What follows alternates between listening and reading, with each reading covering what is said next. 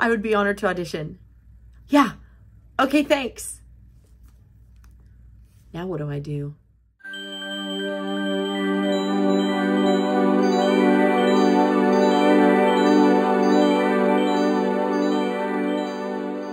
You just got accepted for college. Congratulations! Now what? Welcome back. I'm Kat, that theater kid, and I'm a performer, educator, director, choreographer, and performance coach. Disclaimer, I'm just some random chick on the internet. Remember, my advice is based on my experience, education, and insight, and you need to do your own due diligence when it comes to your education and your career path. All right, and scene. Today I'm going to talk to you about college training, what school or program is going to fit you best or how to find that fit, and what materials and where to find them. But first, I want to tackle one thing for our non-college theater listeners and viewers. The thing you need to know for those of you who don't plan on going down the college path is you need to be aware of scammers. Sometimes we allow our egos to be fed and manipulated by people, and this can turn your dream into a real nightmare if you're not careful. Never, ever give a person or a company or an agent money who says you have great potential. What ends up happening is you end up paying for overpriced acting courses, mediocre headshots, and the things never go further than that. No agent or agency is ever going to ask you personally for money. I highly recommend you get into community theater groups, improv troupes, community acting classes, even film schools. No, you're not going to get paid for these gigs at all, but it's going to set you up to get your training, to network, to meet the people who can possibly get you to your next step. All right, let's go to college. So first thing you have to ask yourself is BA or BFA? The question is, do you even know what those letters mean? Let's go to collegeatlas.org. So a BA is defined as the Bachelor of Arts degree or BA degree. It's a 4-year undergraduate college degree that focuses on the liberal arts, science, or a combination of the two.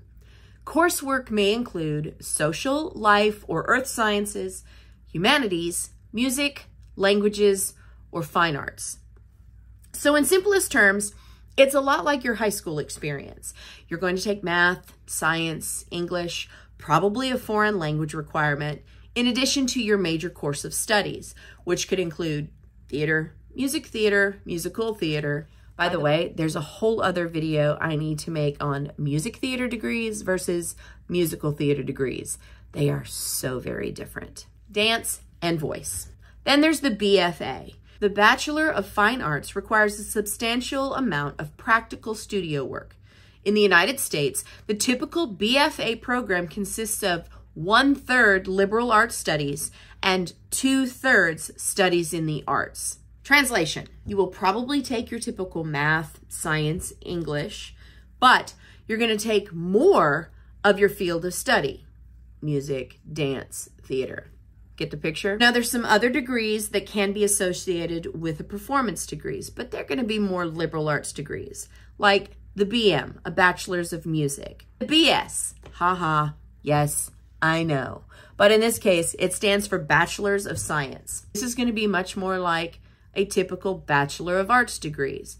They're going to be more focused in your regular classes, science, math, English, and there's going to be a smaller path toward your degree, music, theater. Now, whatever your major is, I highly recommend you major in business. Remember, this is a business. You really need to know how to handle your business, and the business is you. You can't put your business in somebody else's hands, or they're going to end up robbing you blind.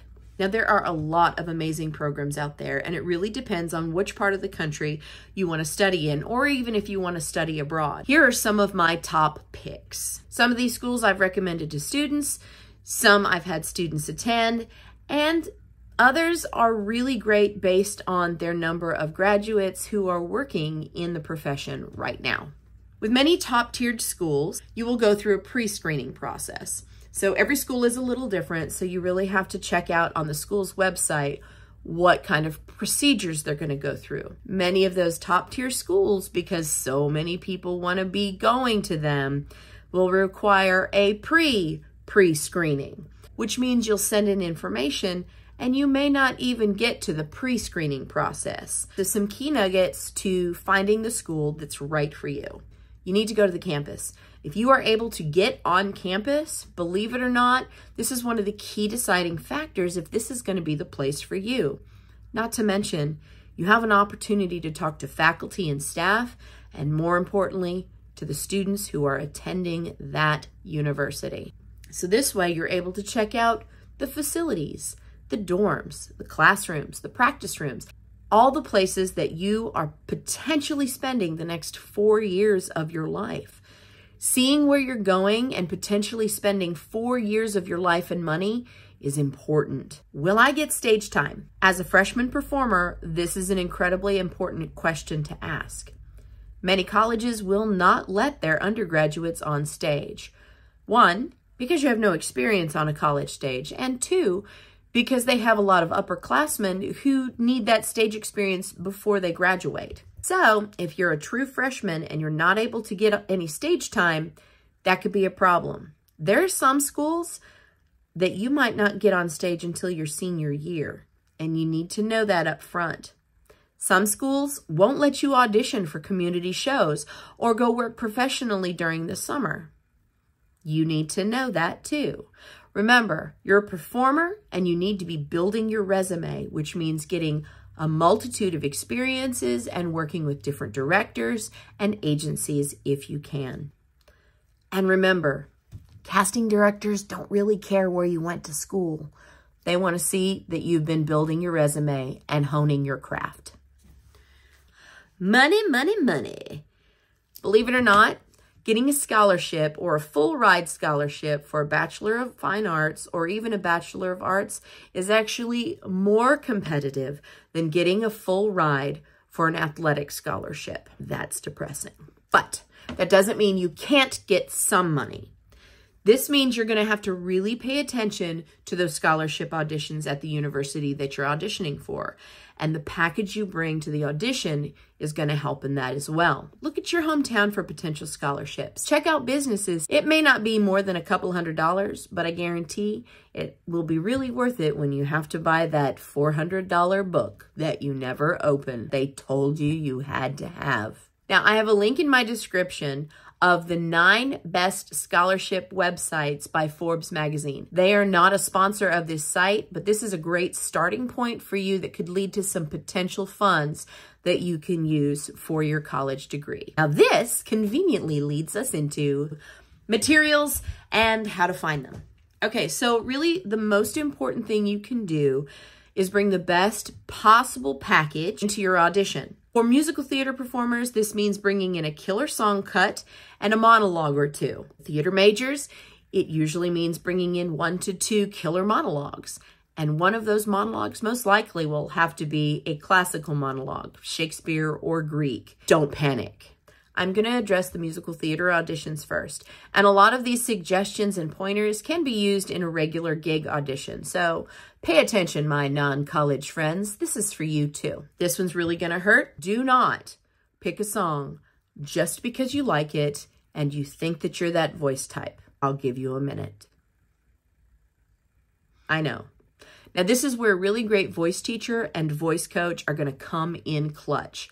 You need a song and a cut that shows off your voice at its strongest point in the top and its strongest point at the bottom of your register. A song cut that is emotionally impactful and one that you can act the crap out of. But if you can't act as you're singing the song, it's not going to help you. It will cost you in your audition. I've seen a lot of auditioners who are phenomenal actors, and when the music starts, they go dead in the face.